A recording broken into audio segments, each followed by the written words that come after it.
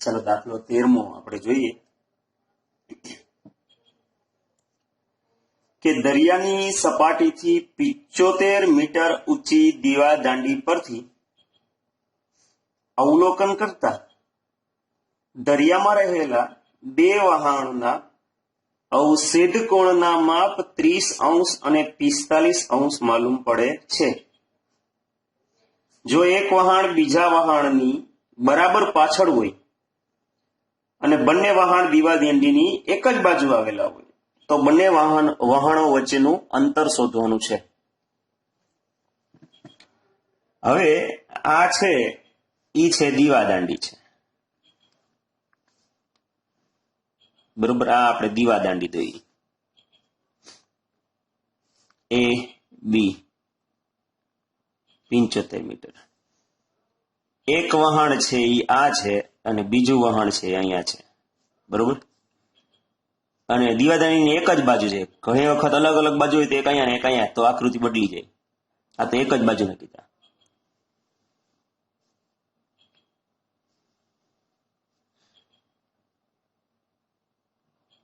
હવે અહીંયા અવશેષ કોણના માપ આપ્યા છે, બરોબર. એટલે છે જોવું પડે. તો જો પેલું આ વહાણ છે એના નામ આપી દઈએ આપણે સી અને બીજું વહાણ છે નામ આપી દઈએ ડી. તો અહીંયા દીવાદાંડીથી ઉભા હો, તમે પેલું વહાણને જોયું તો આ ક્ષૈતિજ રેખા અને તમારી દ્રષ્ટિ રેખા એ બે વચ્ચે બનતો કોણ છે, બરોબર. ઈ કોણ થયો આ કેટલાનો 45 નો. તો જો ઝેડ યુગ્મ કોણો તમને બનાવતા આવડે છે એટલે આ કેટલાનો થઈ ગયો 45 નો. પછી અહીંથી ઉભો તમે બીજું વહાણ જોયું તો આ જે કોણ છે ઈ કેટલાનો છે 60 નો 30 નો આપ્યો, બરોબર 30 નો. તો આમાં પણ યુગ્મ કોણ કરો એટલે આ કેટલાનો થઈ ગયો 30 નો. અને આપણે ગોતવાનું છે બે વહાણો વચ્ચેનું અંતર એટલે કે સીડી માપ ગોતવાનું છે. સમજાઈ ગયું? તો આકૃતિમાં જે વસ્તુ લીધેલી છે એ આપણે કામ કરીએ. આ ક્ષૈતિજ રેખા ન દોરો આ ચેપ્ટરમાં, આ દાખલામાં આકૃતિમાં, તો તમને માર્ક ન મળે. એટલે આ ફરજિયાત છે. તો અહીંયા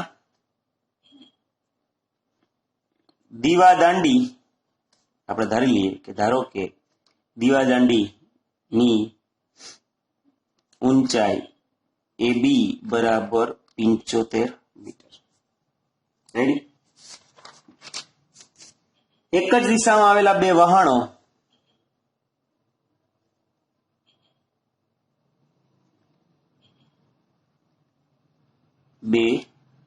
વહાણો સી અને ડી છે. રેડી? તો તેથી ખૂણો એસીબી કેટલાનો? તો કે 45 નો. અને ખૂણો એડીબી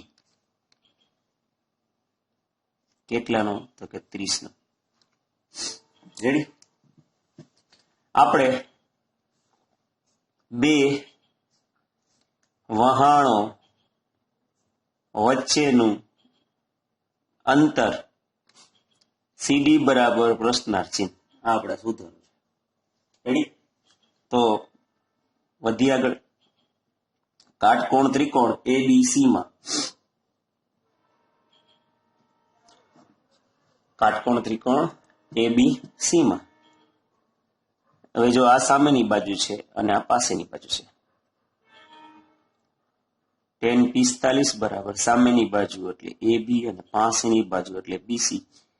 tan 45 એટલે 1, એબી એટલે 75 છે અને આ આવી ગયું બીસી. તો બીસી બરાબર 75 મીટર. રેડી? હવે કાટકોણ ત્રિકોણ એડીબી માં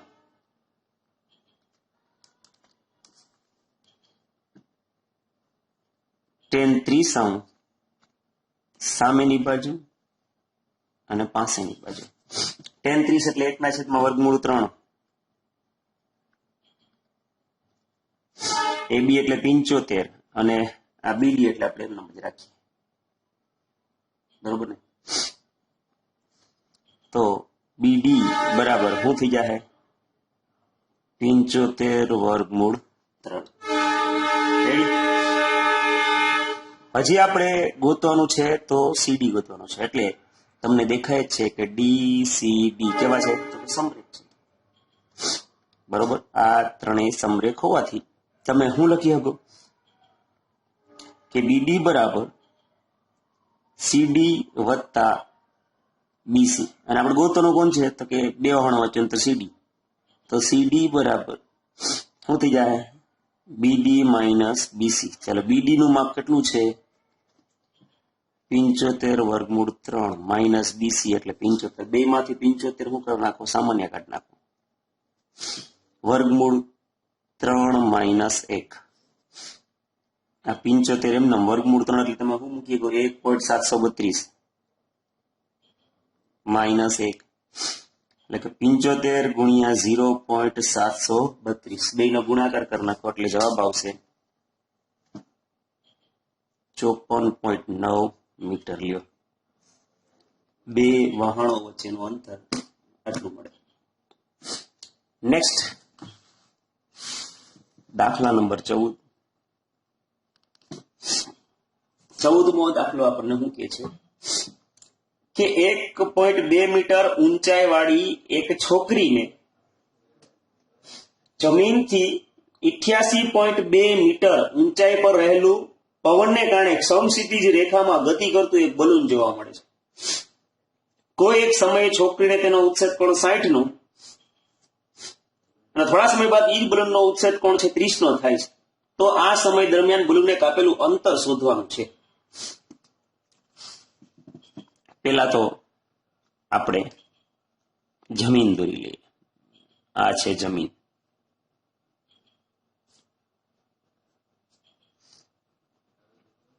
બરોબર, આ જમીન. હવે અહીંયા આ છોકરી ઊભી છે, બરોબર. એટલે આ આપણી થઈ ગઈ હું ક્ષૈતિજ રેખા. રેડી? અને છોકરી છે 1.2 મીટર ઊંચાઈ વાળી છે એટલે આ ઊંચાઈ 1.2.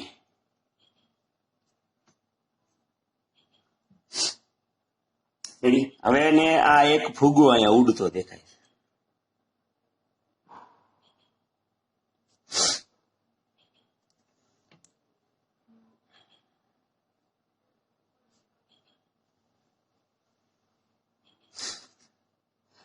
અહીંયા હું B ડેશ નામ આપી દઉં, એનું કઈ કામ નથી, બી નું જ કામ છે. તો અહીંયા પેલા જો હે ને ફુગો, તો એને કેટલાનો ઉત્સેદ કોણ માલુમ પડે છે? 60 નો. રેડી? પછી ફુગો ઉડીને સમક્ષિતિજ રેખામાં જ ગયો, અહીંયા આવી ગયો.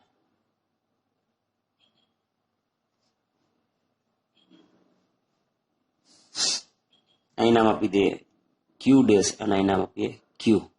અને આ વખતે જે છે છોકરીને ફુગાનો કોણ છે એ કેટલાનો માલુમ પડે છે? તો કે 30 નો. રેડી? ક્લિયર?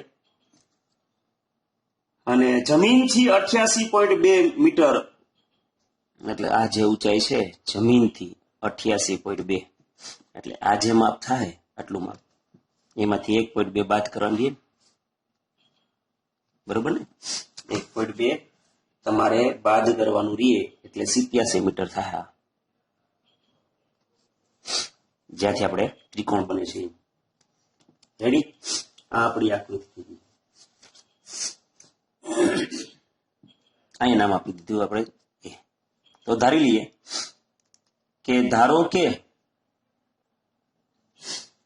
કે બલૂનના ઉત્સેદ કોણના માપ અનુક્રમે 60 અને 30 હોય ત્યારે બલૂનની સ્થિતિ અનુક્રમે A અને P, બરાબર, A અને P છે.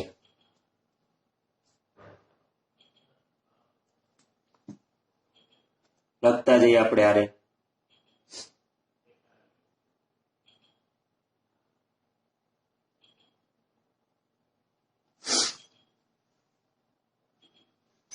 ચલો અહીંયા એ નામ આપી દે, અહીંયા પી નામ આપી દે, અહીંયા નામ આપી દઈશું આ ઓ. બરોબર.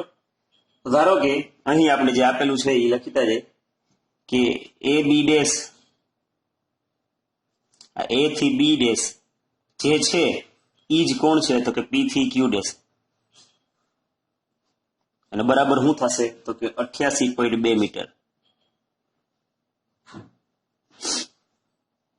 તો આપણે ગોતવાનું કયું એ બી કયો કે પી કયો, જે કયો ઈ. બરોબર. તો પી ક્યુ બરાબર પી ક્યુ ડેશ માઇનસ ક્યુ ક્યુ ડેશ, એટલે કે 88.2 માઇનસ 1.2 બરાબર 87 મીટર. રેડી. એટલે પી ક્યુ છે એ જોરી પાછો કોણ છે તો કે એ બી છે.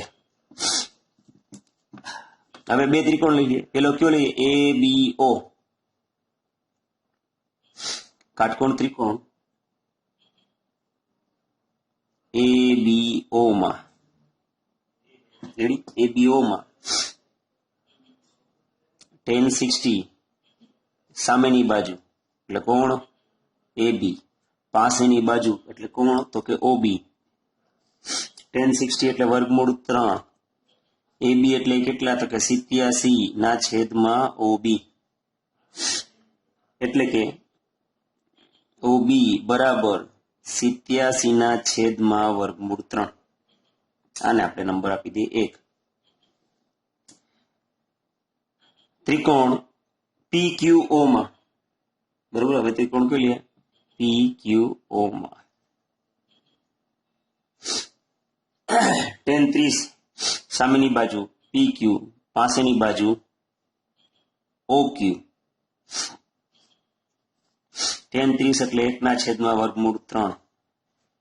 PQ એ તો 87 છે અને આ OQ.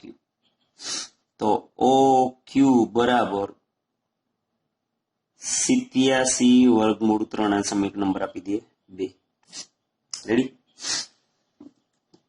તો હવે આપણી આગળ OB આવી ગયું છે અને POQ આવી ગયું છે. આપણે કેટલું અંતર કાપ્યું છે એ જ ગોતવાનું છે, એટલે B થી Q સુધીનું અંતર ગોતવાનું છે. તો બલૂન દ્વારા કપાયેલ અંતર કોણ છે તો કે BQ, B થી Q. તો શું કરવું પડે? BQ બરાબર OQ માઇનસ OB. બરોબર ને? OQ આખામાંથી આ OB બાદ કરી નાખો એટલે કેટલું મળે તો કે BQ મળે. મૂકી દે કિંમત બેની છે. OQ એટલે કેટલા આપેલા છે 87/3 અને આ છે 87/3. બેમાંથી 87 શું કરી નાખો? સામાન્ય કાઢી નાખો. √3 માઇનસ 1/3. લસા લઈ ગયો 87, 3 માઇનસ 1/3 એટલે 87 ગુણ્યા 2/, હું તો કે વર્ગમૂળ. તમને ખબર છેદમાં વર્ગમૂળ ના આવવું જોઈએ એટલે આપણે ઉપર નીચે √3 વડે ગુણીએ છીએ. બરોબર ને? હવે નીચે શું થઈ જાય? √3 એટલે 3 થઈ જાય. ઉપર 87 ગુણ્યા 2 કરો. બરોબર. અને એને વળી પાછા 87 અને 3 ઉડશે. બરોબર ને? બરાબર કરવા 87 ગુણ્યા 2 ગુણ્યા √3/3. તો 87 ભાગ્યા 3 કરશો એટલે ઉડશે. બરોબર. અને પછી 2 વડે ગુણાકાર કરો એટલે થશે શું તો કે 58/3 મીટર. લ્યો, આ થયું કાપેલ અંતર. બલૂન દ્વારા કપાયેલું અંતર 58/3 મીટર આવશે. રેડી. આ દાખલો